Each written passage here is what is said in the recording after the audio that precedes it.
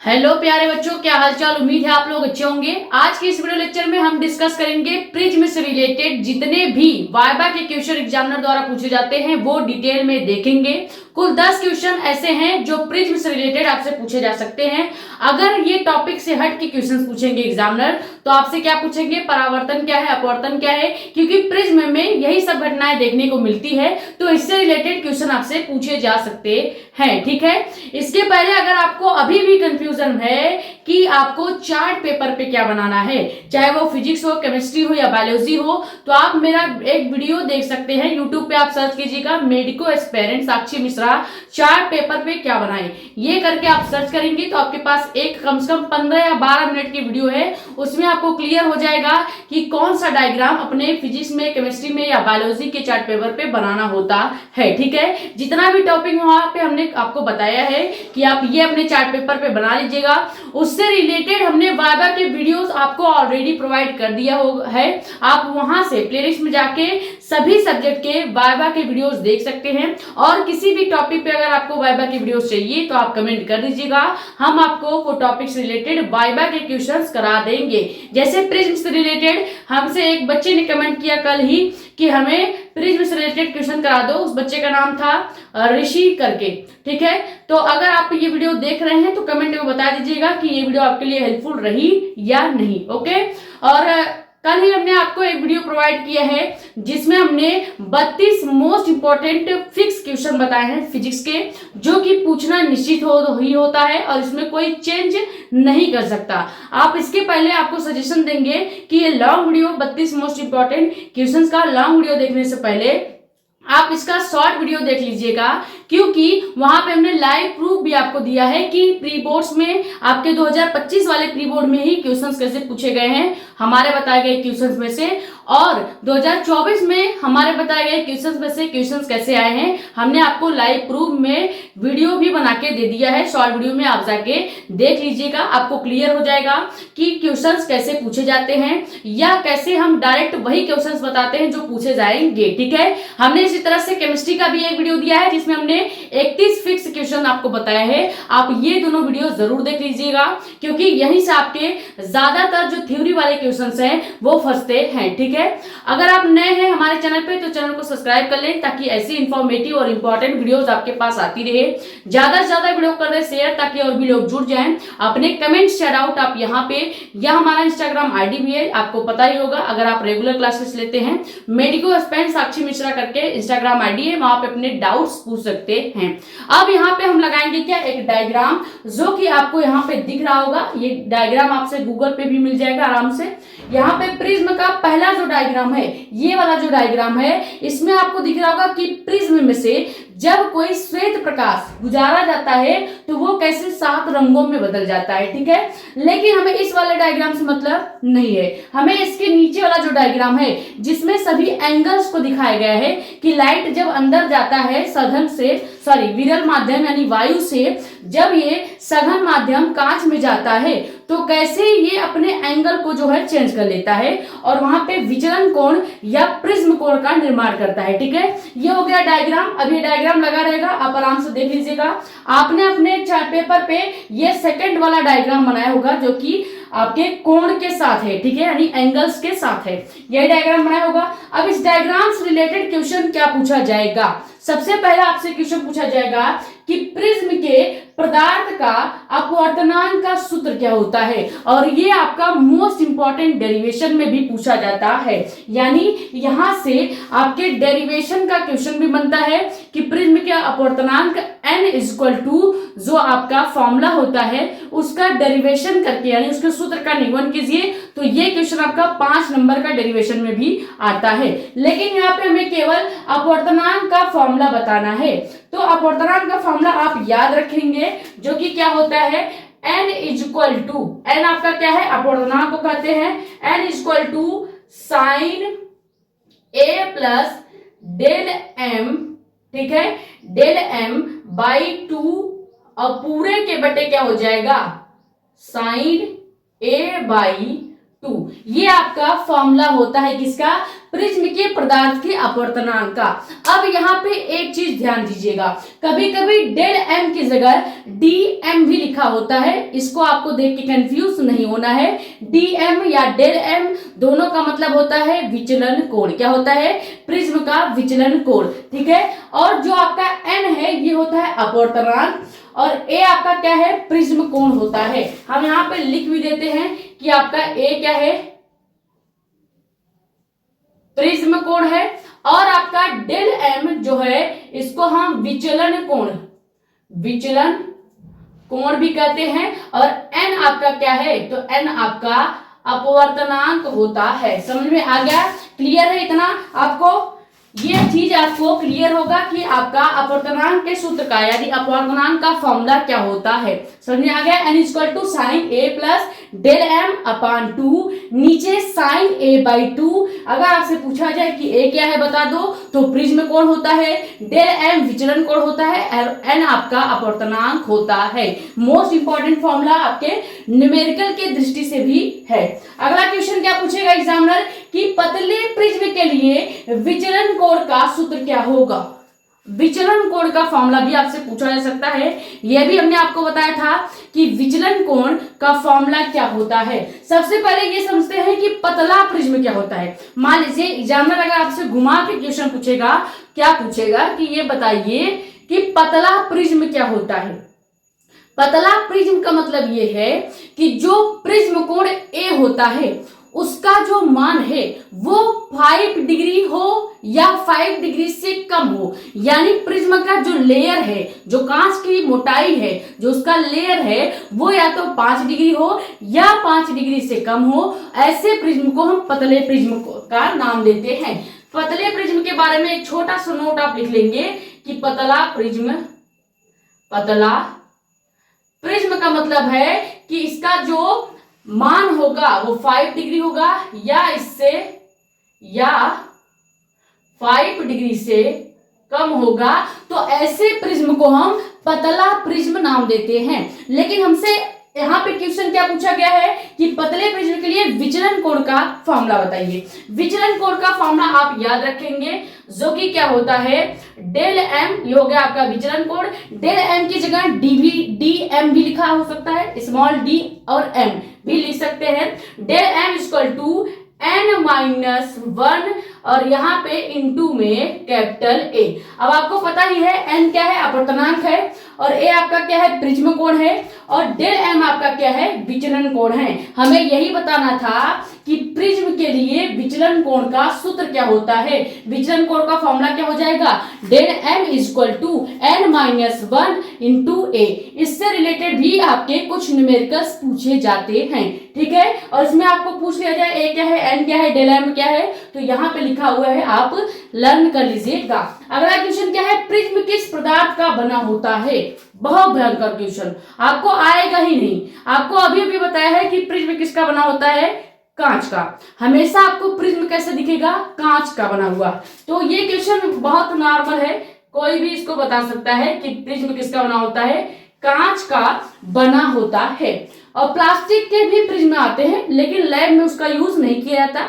आप खिलौने के रूप में इसका प्रयोग कर सकते हैं। समझ में आ गया? ठीक है। अगला क्या है? कांच का अपवर्तनांक कितना होता है? ये बहुत ज्यादा इंपॉर्टेंट है। जब आपसे एग्जामिनर ये पूछेगा कि प्रिज्म किसका बना होता है और आप कहेंगे कांच का, तो इससे रिलेटेड एक क्वेश्चन ये भी आपसे पूछा जा सकता है कि अगर प्रिज्म कांच का बना है तो कांच का कुछ अपवर्तनांक भी तो होगा, तो आप कांच का अपवर्तनांक हमको बता दीजिए कितना होता है। कांच का अपवर्तनांक आपको याद होना चाहिए, इससे रिलेटेड क्वेश्चन जरूर पूछा जाएगा कि प्रिज्म जिस पदार्थ का बना होता है वो है कांच, और कांच का अपवर्तनांक कितना होता है। तो कांच का अपवर्तनांक आप याद रखेंगे, इसका मान होता है 1.5, ठीक है। यानी कांच का जो अपवर्तन है वो कितना होगा? 1.5 होगा।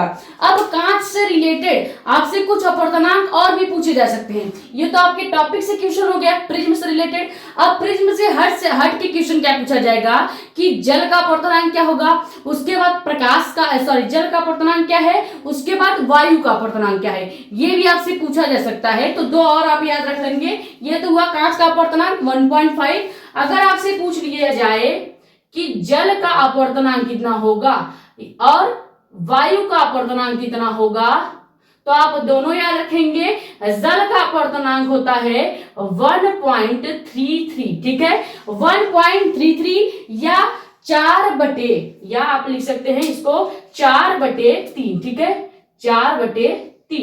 और अगर वायु के अपवर्तनांक की बात की जाए, वायु के अपवर्तनांक की बात की जाए तो ये होता है आपका हमेशा 1 होता है। इसको भी याद रखेंगे। हमारा काम केवल उतना ही बताना नहीं है जितना आपसे क्वेश्चन पूछा गया है, बल्कि आपको थोड़ा एक्सटर्नल जानकारी भी देना है, ताकि अगर आपके प्रैक्टिकल टॉपिक से हट के क्वेश्चन पूछा जाए तो वो भी आप बता लीजिए, ठीक है। कांच के अपवर्तनांक याद रखेंगे 1.5, जल का अपवर्तनांक 1.33 दशमलव में, और अगर भिन्न में पूछेगा तो 4/3, और वायु का अपवर्तनांक 1 होता है। अगला क्वेश्चन क्या है, प्रिज्म के प्रकाश का अपवर्तनांक कितना होता है। सबसे पहले प्रिज्म के प्रकाश का अपवर्तनांक या अपवर्तन कितना होता है, ये निश्चित नहीं होता, ये निश्चित नहीं होता। ये डिपेंड करता है कि आपका प्रिज्म किस पदार्थ का बना है, या आपके प्रिज्म में कौन से रंग का प्रकाश प्रवेश कर रहा है। यही आपको आंसर बताना है कि प्रिज्म के प्रकाश का अपवर्तनांक जो है निश्चित नहीं होता, बल्कि ये प्रिज्म के पदार्थ, यानी प्रिज्म आपका कांच का बना है कि प्लास्टिक का बना है, इस पदार्थ पर, और साथ ही साथ प्रकाश के रंग पर निर्भर करता है कि लाल प्रकाश गुजर रहा है या ग्रीन प्रकाश गुजर रहा है, कौन सा प्रकाश अंदर जा रहा है, इस प्रकाश पर आपका जो प्रिज्म के प्रकाश का अपवर्तन है ये डिपेंड करता है।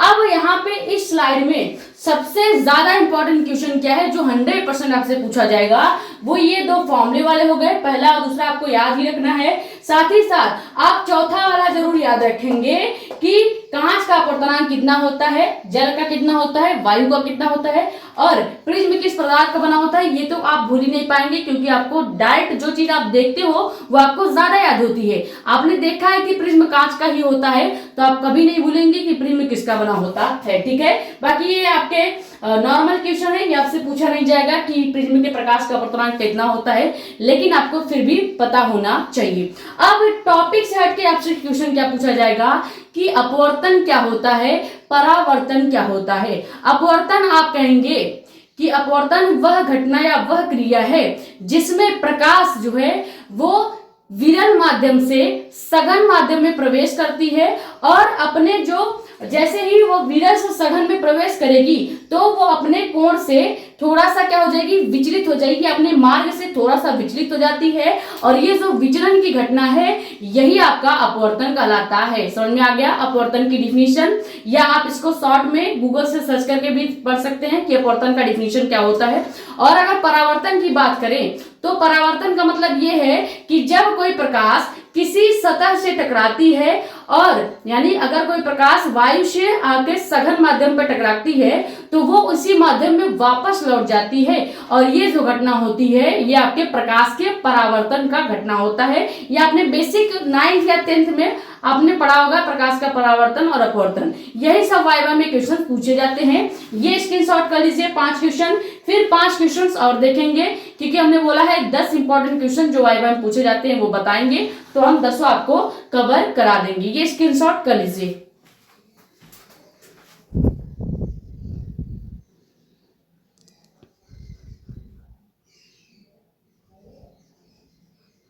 तो अगला क्वेश्चन क्या है कि निर्वात या वायु में प्रकाश की चाल कितनी होती है। प्रकाश का चाल आपको मान पता होगा, c = 3 × 10⁸ मीटर पर सेकेंड होता है। कितना होता है, c = 3 × 10⁸ मीटर पर सेकेंड होता है। ये तो हो गया निर्वात या वायु में प्रकाश की चाल। अब अगर आपसे एग्जामिनर घुमा के क्वेश्चन पूछेगा तो क्या पूछ सकता है कि कांच में प्रकाश की चाल कितनी होती है। यानी वायु में आपने बता दिया कि अगर हमने प्रिज्म लिया है और प्रिज्म के बाहर जो प्रकाश है उसका अगर हम चाल नाप रहे हैं तो वो कितना निकल के आ रहा है, 3 × 10⁸ मीटर पर सेकेंड। लेकिन जब यही प्रकाश आपके प्रिज्म में से, पहला आप देखिए डायग्राम, जब यही प्रकाश प्रिज्म में से गुजर रहा है तो उस समय अपवर्तन कितना होगा, या उसका चाल, प्रकाश की चाल कितना होगी।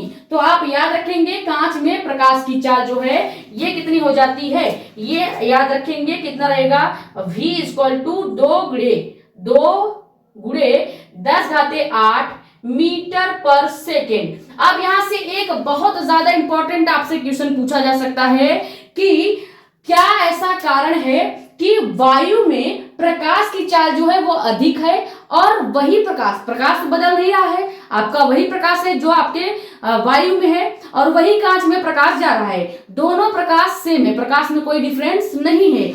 लेकिन ऐसा क्या चीज हम बदल रहे हैं कि वायु वाला जो प्रकाश है उसकी चाल अधिक है और कांच वाला जो प्रकाश है उसकी चाल कम है। तो आप कहेंगे माध्यम को बदला जा रहा है, यानी कि पहले जो हम प्रकाश देख रहे हैं निर्वात या वायु में वो हम विरल माध्यम में देख रहे हैं और विरल माध्यम में कोई इस पे फोर्स, कोई इस पे दबाव नहीं लग रहा है और वो प्रकाश आराम से मूव कर रहा है, आराम से गति कर रहा है, इसीलिए यहाँ पे प्रकाश की चाल अधिक है और कांच में प्रकाश की चाल कम इसलिए होती है क्योंकि कांच एक सघन माध्यम होता है। सघन माध्यम का मतलब ये है कि इसके जो पार्टिकल्स हैं, जो कण हैं, जो इसमें जितने भी इसके पार्टिकल्स हैं वो पास पास होते हैं। जब भी आप कोई कठोर पदार्थ देखोगे, जैसे आप देख सकते हैं लूडो की गोटी वगैरह, ये सब क्या होते हैं, बहुत कठोर होता है। क्यों? क्योंकि इसके अंदर जितने भी पार्टिकल्स हैं, जितने भी कण हैं वो आपस में बहुत पास पास होते हैं, जैसा आप कांच में देखते हैं। इसी वजह से कांच में प्रकाश की चाल जो है वो धीमी हो जाती है और आपके वायु में प्रकाश की चाल अधिक होती है। समझ में आ गया? ये आपसे एग्जामिनर क्वेश्चन यहाँ पे इन दोनों क्वेश्चन से मिला के पूछ सकता है कि क्या कारण है निर्वात या वायु में प्रकाश की चाल अधिक होती है और कांच में प्रकाश की चाल कम हो जाती है। समझ में आ गया? माध्यम को बदला जाता है, इस वजह से प्रकाश की चाल भी चेंज हो जाती है। अगला क्या है, प्रकाश क्या होता है। बहुत बेसिक क्वेश्चन, क्लास 8 में आपने पढ़ा होगा प्रकाश क्या है, या 9th में पढ़ा होगा प्रकाश क्या है। तो प्रकाश एक ऊर्जा होता है जिसकी वजह से, या प्रकाश ऐसा स्रोत है जिसकी वजह से हम चीजों को देखते हैं और उसे अच्छे से एब्जॉर्ब कर पाते हैं। तो प्रकाश सबसे पहले है क्या, तो यह एक ऊर्जा होती है, एक स्रोत होता है जिससे हम क्या करते हैं, वस्तु, जिससे हमें वस्तु या जिससे हम वस्तुओं को देखते हैं। ठीक है, वस्तुओं को देखते हैं, लाइट ये आपका होता है। अगला क्या है, सघन और विरल माध्यम क्या होता है। हमने बताया सघन माध्यम जैसे कि कांच, यानी कि ऐसा माध्यम जिसमें जो पार्टिकल्स हैं, जो कण हैं, वो आपस में पास पास होते हैं। सघन माध्यम क्या मतलब क्या है कि इसके जो कण हैं वो क्या होंगे, पास पास होते हैं। ठीक है, पास पास होते हैं और ऐसे माध्यम को सघन माध्यम कहा जाता है। जबकि अगर हम विरल माध्यम की बात करें, ये देखिए आपका विरल माध्यम, और विरल माध्यम में जो कण जो होता है ये क्या होंगे, दूर दूर होते हैं। ठीक है, दूर दूर होते हैं। यानी सघन माध्यम ऐसा माध्यम जिसमें जो कण या पार्टिकल्स होगा वो पास पास होगा, और ऐसे माध्यम सघन माध्यम कहलाएंगे, जैसे आपका कांच हो जाएगा एग्जाम्पल में। और अगर हम विरल माध्यम की बात करें जैसे वायु या निर्वात, इसमें जो कण होंगे वो बहुत दूर दूर होते हैं। आप ये रीजन दे सकते हैं सघन माध्यम और विरल माध्यम क्या होता है। ठीक है, अगला क्या है, कांच, जल, वायु में कौन अधिक सघन या विरल है। आपको बताना है कि कांच अधिक सघन है या जल अधिक सघन है या आपका वायु अधिक सघन या विरल है, दोनों हम बताएंगे। सबसे पहले हम बात करते हैं सघन की, कौन सबसे अधिक कठोर है, कौन सबसे अधिक सघन होता है। तो सबसे अधिक कठोर आपका पहले कांच होता है, और कांच के बाद जो कठोर होता है वो आपका जल होगा, और जल के बाद आपका वायु हो जाता है। वायु में अगर आप रहते हैं तो आपके ऊपर कोई आपको प्रेशर महसूस नहीं होता, लेकिन आप जल में तैरेंगे तो थोड़ा सा आपको दबाव महसूस होगा, और अगर आप कांच में चले जाएंगे तो फिर पता ही नहीं। उसके बाद यानी कि सघनता की बात करें तो सबसे अधिक सघनता किसकी है, कांच की, फिर जल की, फिर वायु की। अगर हम बात कर लें विरलता की, यानी कौन सबसे अधिक हल्का या विरल है, तो सबसे अधिक हल्का या विरल में अगर बात की जाए तो इसमें सबसे अधिक विरल आपका हो जाता है वायु, फिर हो जाएगा आपका जल, फिर हो जाएगा आपका कांच। यानी सबसे हल्का क्या हो जाएगा, वायु। आप वायु में आराम से उड़ सकते हैं, आराम से चल सकते हैं, और जल में भी आपको उतना प्रेशर महसूस नहीं होगा, आप आराम से चल सकते हैं, हिल सकते हैं, यानी विरलता इसमें जो है अधिक है। और कांच की जो विरलता है वो बहुत कम होती है, क्योंकि कांच सबसे अधिक सघन है। समझ में आ गया। तो ये कुल हमने 10 इंपॉर्टेंट क्वेश्चन देख लिए जो कि प्रिज्म से रिलेटेड एग्जामिनर आपसे पूछ सकता है। इससे ज्यादा डिटेल में आपसे क्वेश्चंस नहीं पूछे जाएंगे, मुश्किल से 1-2 क्वेश्चन आपसे पूछा जाएगा, फिर नेक्स्ट बच्चे को बुला लिया जाएगा, क्योंकि कई सारे बच्चे होंगे, उनके अलग अलग चार्ट पेपर होंगे, अलग अलग क्वेश्चंस होंगे, तो एग्जामिनर के पास इतना टाइम नहीं होता कि एक ही बच्चे से सारे सवाल पूछ लिए जाए। ठीक है, तो आई होप ये वीडियो आपके लिए हेल्पफुल रही होगी। वीडियो पसंद आई तो वीडियो को लाइक कर दें, नए हैं तो चैनल को सब्सक्राइब कर दें, ताकि ऐसी ही इंफॉर्मेटिव और इंपॉर्टेंट वीडियो आपके पास आती रहे।